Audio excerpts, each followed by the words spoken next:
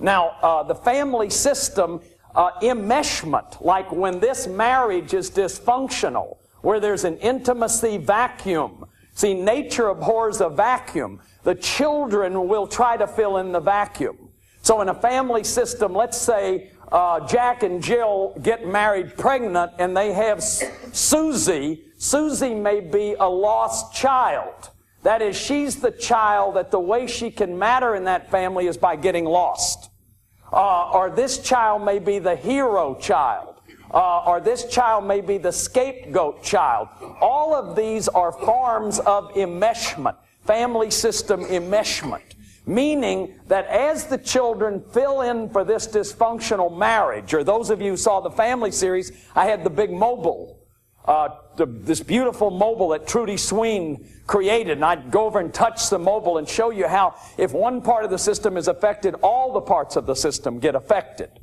So when we begin to look at the family, enmeshment is one of the ways that you were spiritually wounded. Because like I was a star in my family. I was the president of every class. But this is the way that I had to give up my reality. And it's very important that we learn that that our inner child may be hidden under these kinds of enmeshments. Welcome back to Ohm's Law of Life. In this YouTube channel, what we do is we apply Ohm's Law of Resistance to a greater field of studies beyond just electricity. This week's clip is going to be John Bradshaw again. This is probably the hardest clip you're going to see in this entire series of videos. We have Chris with us once again, and always glad that you're back. Thanks for tuning in, Chris. Thanks for having me. This Bradshaw clip is not an easy one to get through. It's definitely the most emotionally impactful one that I've seen. Every time I watch it, I just have goosebumps. But there's a lot of good nuggets in here that I think we're going to dive pretty deep into. He was definitely ahead of his time with what he was doing. And again, yeah, every time I watch one of his videos, it's absolutely impactful. You can be in your head and not even know that all this sadness and this rage is going on inside of the emotional brain because you got in your head and you survived in your head. Like a lot of people who define themselves as codependent adult children buy a lot of books. Why? Because we're going to read ourselves into recovery, right? So there's a door that says heaven, there's a door that says lecture on heaven, and we're all lined up for the lecture. Because we're going to try to figure this out before we go there. We wouldn't just want to go there. And when you grow up in a family where there's a lot of craziness going on, boy, there's nothing to figure out. It's just crazy. But the child's always trying to figure it out. This person with all these imprinted scenes, if they're unresolved, there's no way this shame-based dad or this shame-based mom isn't going to act this out and isn't going to act it out on the children, and the children are going to be toxically shamed. That's the word I use. Since we don't have a word in English, I talk about healthy shame, which is knowing your limits, which is the permission to be human, which is I need help, which is I can make a mistake. See, because when you're shame-based, it's always like this hunter is coming, and he's going to catch you. You're going to get off guard one day, and they're going to catch you. And they're going to find out that you really are flawed and defective, because that's what toxic shame feels like. Now, when you've been screamed at a lot or hit a lot when you're a child, you have these traumatic imprints, and it's just too painful. It's just too painful. What happens is you become hypervigilant. This was the study in the New York Times. That catastrophic experience, it almost like it presses the on button of the catecholamines, these hormones that prepare you to fight or flight, and it just stays on. So you're easily startled. You have all the symptoms of post-traumatic stress disorder. And a lot of adult children do. We carry the same symptoms as post-traumatic stress disorder victims. We're hypervigilant, we're easily startled. You didn't get your infancy needs met, so you have a lot of touch needs, or you have a lot of trust needs. You didn't get your toddler needs met, so you can't say no. You're manipulated by anger. You don't know how to resolve conflict. You have a fight, you don't talk for 2 years because you have no conflict resolution skills. That's all about developmental dependency needs. Now, emotional abuse, it's all emotional abuse. It's all emotional abuse. If you're being incested, you're being emotionally abused. If you're being physically abused, you're being emotionally abused. Abuse is the training for addiction. Because when you're being abused, you're being taught power, control, shame, secrecy, fear, distrust, distance, and the numbing of emotions. Those are the basis of relationships. That's what you're being trained to believe. And you begin to confuse that with love. What you're seeing is small segments. These people have been working longer than what you've seen. You're going to see discharging energy because this energy has been blocked. You're going to see a woman working on her anger that was blocked at 5 years old. And that she's still a 5-year-old when she gets around her mom. Because she's never been allowed to express her anger. She's never been allowed to express her sadness. A lot of men have repressed, frozen grief. A lot of us can't celebrate because all of our emotions have been... See, if your fear and your anger and your sadness are all repressed, it's going to be hard to get to your joy. You're not there for me. I'm angry. Go for her. She's right there. Right there. Get out of my life. You're smothering me. You're killing me. You're smothering me. And I won't let you. I'm not going to let you anymore.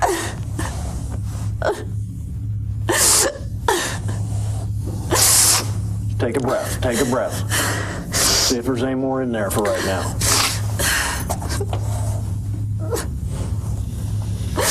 Part of me just feels hopeless, like it's so hard to get out. We'll stay out of that part right now and stay in your anger. Go back at her. I'm angry. I'm angry. I'm angry. I'm angry. I'm angry. I'm angry. I'm Right here. Hit the bottom part. Hit the bottom part. angry. I'm angry. I'm angry. I'm angry. I'm angry. More sound. I'm angry. Let it come from way down in here. Angry. I'm angry. I'm angry. I'm angry. Now just bring it down again and go, ha! Like that. Ha! Good. More. More sound. Good.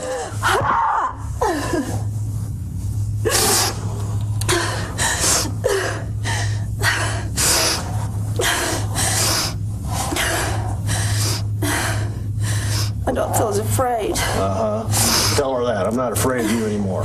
I'm not afraid of you anymore. I have my anger now. I have my anger now. To protect me. To protect me. See, Cindy's fighting for her psychological life. I call this also original justice work, because the child in us is terrified and is most afraid to express anger. Think of how many of you could express anger as a child to a parent. What is anger? It's your protective energy. So what Kip does is he protects her, and he gives her permission to express the anger, which dislodges the energy that's keeping her 5 years old. That 5-year-old is frozen in there because she's never been able to finish and literally fight for her psychological life. She's being soul murdered by this critical, shaming, rejecting mama.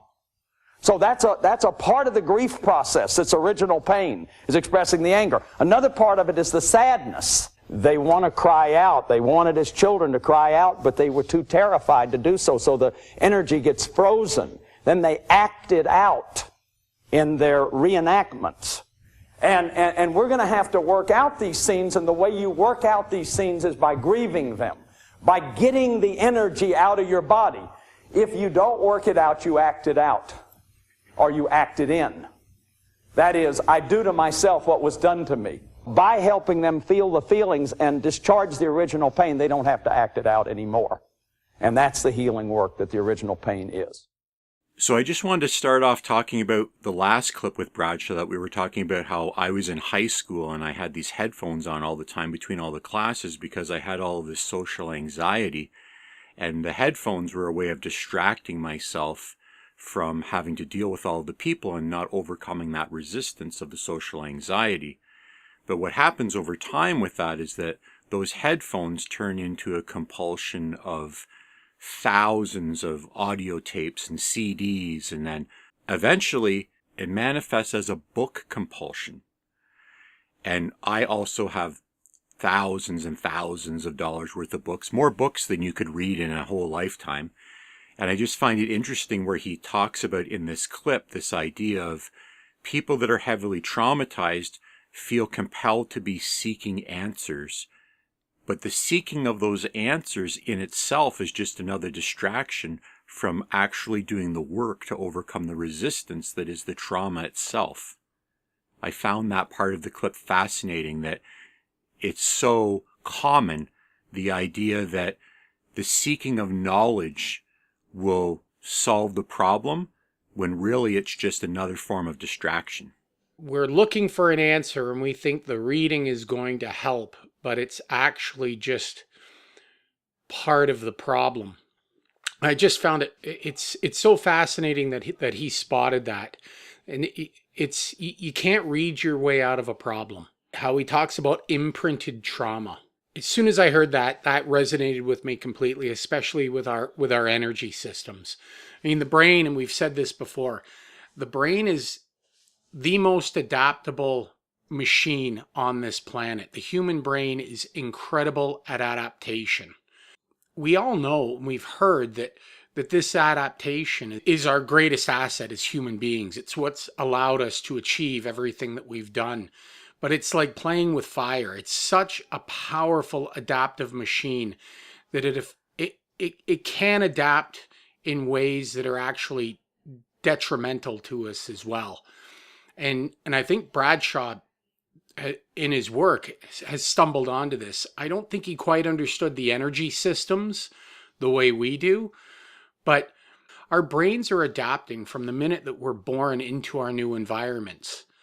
But we're adapting to a very specific environment at that point, and that's the family environment.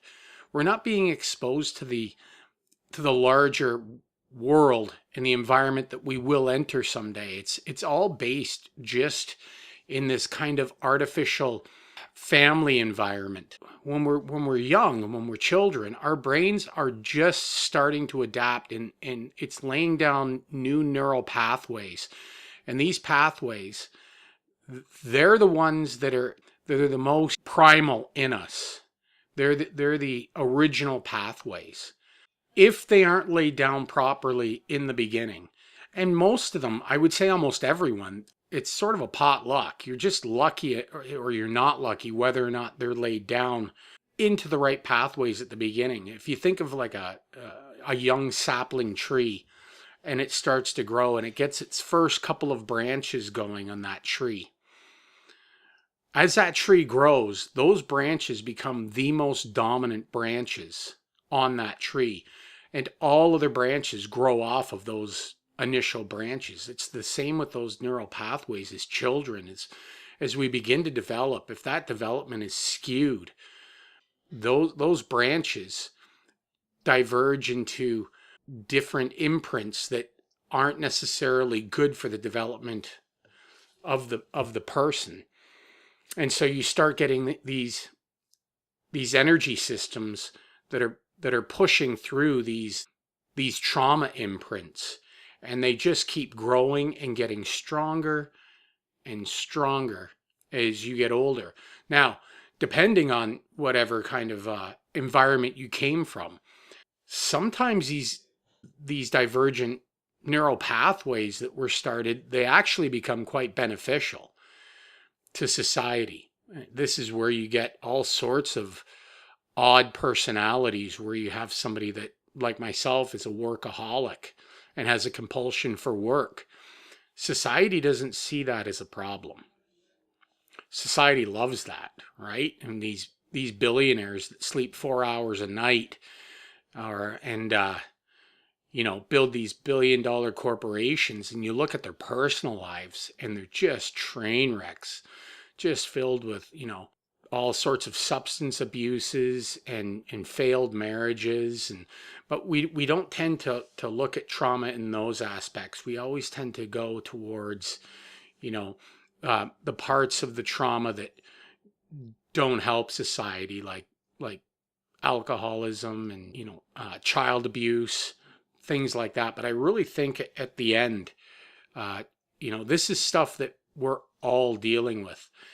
The interesting part was where he's doing the treatment with the woman. When you have one of these energy systems that is pushing in the wrong direction in your mind, once those neural pathways are set up that way, every action, every thought, everything is traveling through those pathways. And I think what he's discovered is that the only way through it is to bypass those pathways. He's come up with a practice of allowing someone to show anger, and as they're showing that anger emotionally and through their actions and through their thoughts, new pathways start to form, and they begin to channel the energy away from the problemed pathway. Yeah, the shame center. Yeah, that shame center. So that shame center is it's taking all the energy, and just all the energy from whatever your experience is at that moment. And it's channeling it through that shame center. And as soon as that center fires, you feel the shame. And so Bradshaw is like, well, now we need to open up that anger center again. We need to create a new pathway so that when you encounter this same situation, instead of channeling that energy through that shame pathway, we're going to channel it through an anger pathway, and that will better allow you to deal with the situation. So this trauma is going back to childhood. So these neural pathways, they're like, if you compared it to a river, they're like the Mississippi. And the energy is just flowing from every experience, every emotion, every decision. Everything you're doing is firing a neural center in your mind, and all of that energy is channeling through these dysfunctional pathways. And what he tries to do is set up these little tributaries, a little upstream of where that river is receiving the energy, and he's trying to divert that energy into a new pathway. And what you're seeing is it's just a start. It's not an overnight fix, but it's something that if you can concentrate long enough on it, you can actually divert the energy from that shame pathway, which is huge. It is a huge pathway. It's ready to receive energy. It's the trunk of the tree. Yeah, it's the main branches. It's that main, and so you've got to readapt your mind away from that, and that's what that practice is that he is doing there. Is he's trying to create, because our minds are always adapting. But if we can knowingly adapt them out of those areas, and it's very difficult to do. That kind of a change is very difficult because, again, the draw of that energy is always going to be path of least resistance. It's trying to reach the easiest pathway to flow to, and that pathway is always that shame pathway because they were the initial pathway set down. And so I think he's just trying to get people started on it, and it's a lifelong journey, and it's stuff that we've both experienced, even with addictions. And even if you manage to conquer an addiction, what you're left with, if you somehow can set out enough tributaries away from the corrupted pathway that's causing your behavioral issues, if you can set up enough of them and work long enough at them, you can beat addiction cycles by pushing energy to other neural pathways. That helps change your behavior, change your actions, change your thoughts. That energy begins to flow differently, and that initial pathway that was causing the problems, it loses the flow, just like a river drying up. Even if you can divert that energy to new pathways, what you're left with is a gorge. You're left with a dried up riverbed, and it's ready to receive a flow at any time if you're not vigilant. That's exactly it. Everything's ready just to shift right back to that big deep trench to allow it to flow. And I think the mind could overcome it. I think it would take a long time. It never goes away. Yeah, it really doesn't. And you feel that pull, and I do too, and I know you do as well.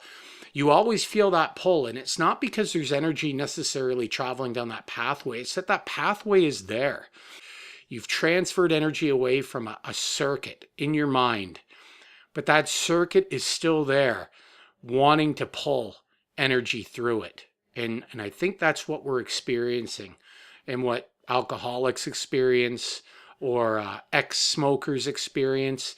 It's that same sort of thing where you've created the new behaviors, you've moved past it, but there's always that pull. There's always something there in the back of your head. And I think it's just that dead pathway that's still just waiting. It's waiting, and it's a big, big branch. And at the point of the tributary that you've created in your neurological circuitry, you've basically built a dam to this Grand Canyon. And the second that you let that dam crack, all of the energy will race back through it because it's older than the new one that you've created. It's more established, and it always will be. That's the hard part of addiction. I know for me, who hasn't had a drink in 9 years, there are days where you just go, man, I'd freaking kill for a beer right now. But you know that, man, you open that, you let one little trickle through that dam that you've built, and it will collapse the whole thing. What I think is really interesting about what he's doing in this video is that through this guy that's talking her through the process of, she reaches a point where she goes, I just feel like I can't do this. And he goes, you can't go there right now. You got to push through it. You got to go. What they're doing is, in a very compressed period of time, they are forcing so much energy into this new neurology that they're basically like priming a pump. They're forcing so much growth of this neurological network in such a short period of time that at least it's forcing it to be established. Whether you can maintain it or not is up to you. But the whole process they're going through there is, he is just encouraging her to push through it, break through it. And that's why the only way out is through. You got to go through all of that emotion that you have suppressed by allowing yourself to fear the anger and the shame. And only by pushing massive amounts of energy in a very short period of time do you lay that foundational framework that will hopefully lead to you overcoming the problem if you can diligently keep focusing the energy through that. In a way, they're just forcing so much energy through the original circuit that they're kind of frying the old circuit while simultaneously establishing a new one and building a dam to the first one. The energy is always going to be there. And the circuitry that is laid down is just where the energy is going to flow. And you'll see that in bad habits, just in just your day-to-day life. And he talks about the fight and flight. However that circuitry is laid out is going to be your behavior. And he is just taking it to a level where he sees it now.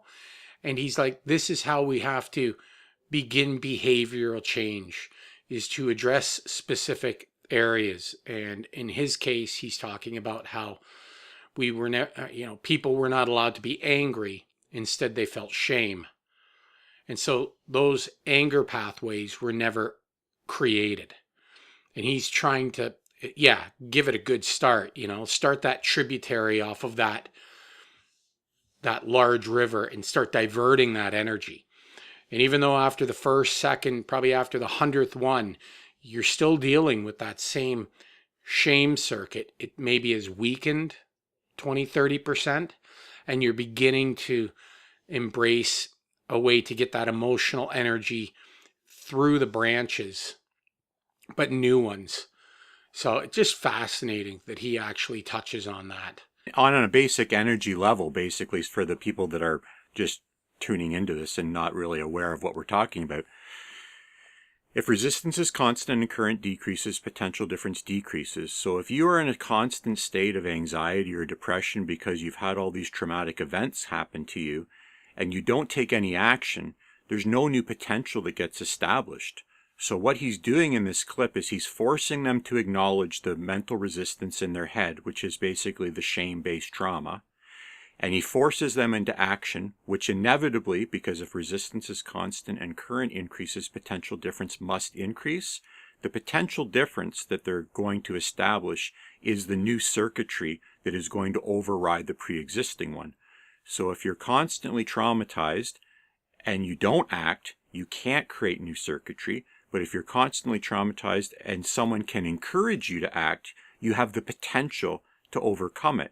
At which point you move into the action constant reality, where if current is constant and resistance increases, potential difference must increase. What he's doing is he's keeping her in a constant state of focused action through the hitting of the baton on the chair and the screaming at her mother, until all of that resistance has been so exhausted, it's a fuel at this point.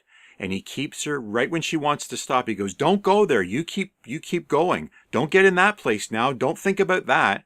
And he keeps encouraging her to exhaust that entire resistance that she was not acting on before in the other phase, until a new potential is established and that whole resistance gets blown through.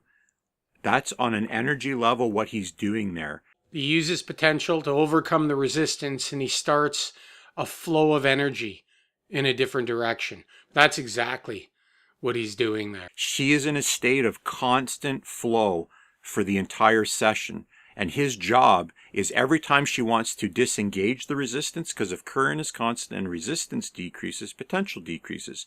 Every time she wants to disengage the resistance, her potential will go down as a result, and he forces her through encouragement to stay focused on pushing all of that energy until that new potential gets established. And the way you do it is by exhausting the fuel of the resistance that you've been avoiding this whole time. It's a fascinating what he figured out to do there. He didn't understand why it was working. He just knew that it did work. But when you take Bradshaw's lessons and marry it with our energy law understanding, you got a powerhouse here. Like, I get goosebumps just thinking about, I know how Bradshaw's system changed my life. And when you understand it on the level of we do as an energy transfer system, I think we're going to take this thing to a whole other level that's really going to start benefiting people, because you just need to know the context. That video brings me to tears almost every time I watch it. And it's because it's so powerful to watch someone be subjected to this. You just see that energy release and you can't help but feel it. But there's still no context, which is what we're going to bring to it. And that gets me really excited. It is amazing, and just a testament to the adaptive mind, and that it is constantly able to adapt to situations if you know where to focus on and how to maneuver through it. And Bradshaw does it beautifully in that clip. The one other thing that I wanted to mention in this clip too, which is rampant in society, when you go through Bradshaw's lectures and he goes through all the different stages of development, you do start seeing yourself in it. And the one thing that he talks about in this one is that one traumatic event can completely rewrite brain chemistry. And going through the process of watching this, I found my one traumatic event, which happened around the age of 10.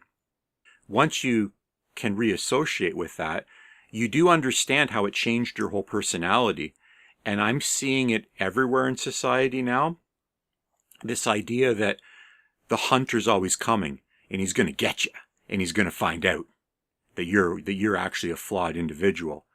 That line resonates with me because I see it everywhere, because what he's really saying is that you're always waiting for the other shoe to drop.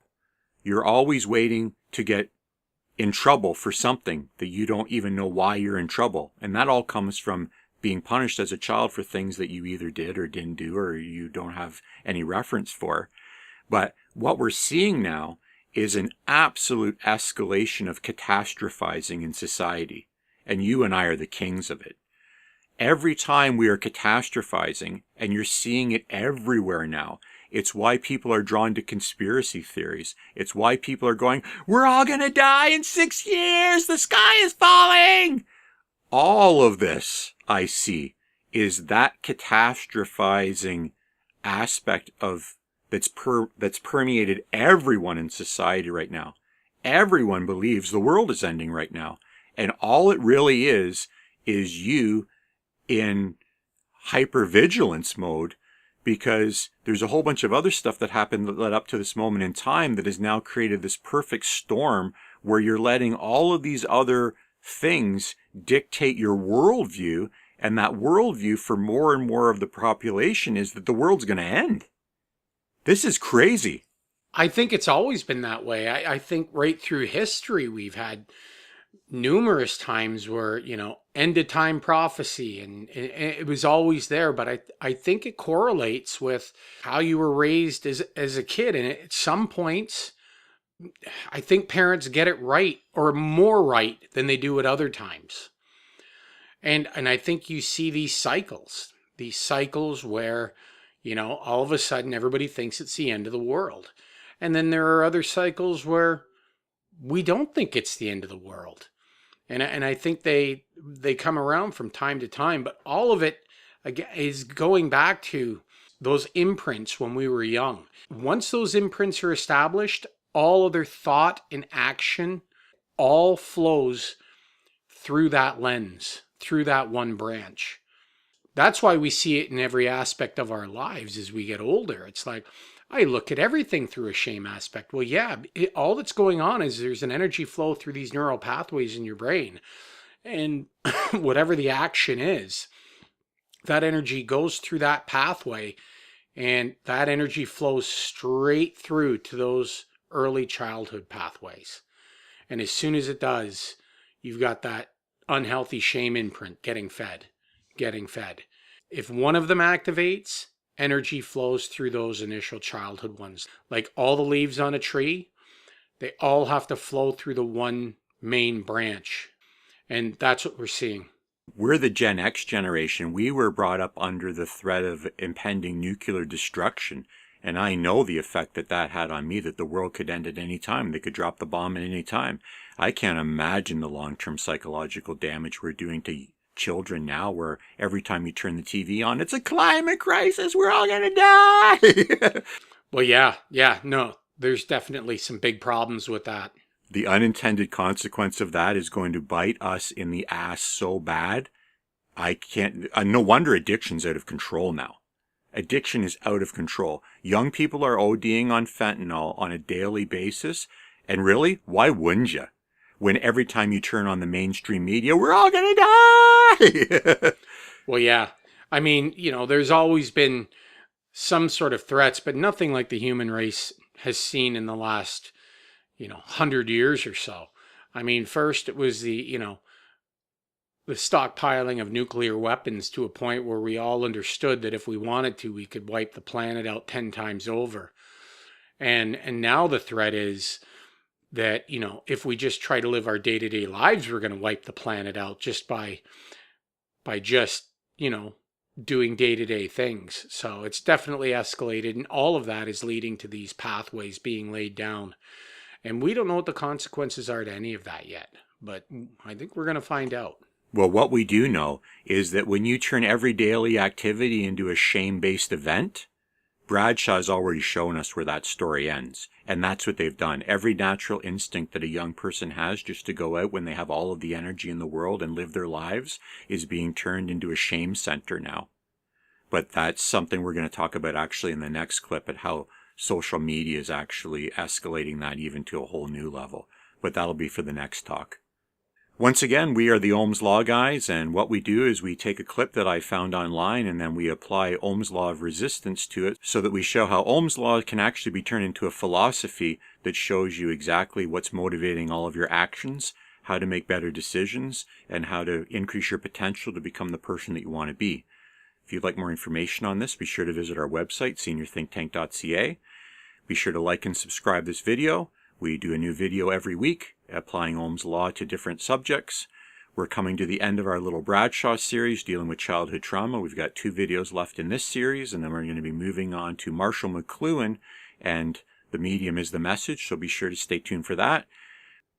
Thank you for tuning in. We'll see you next week.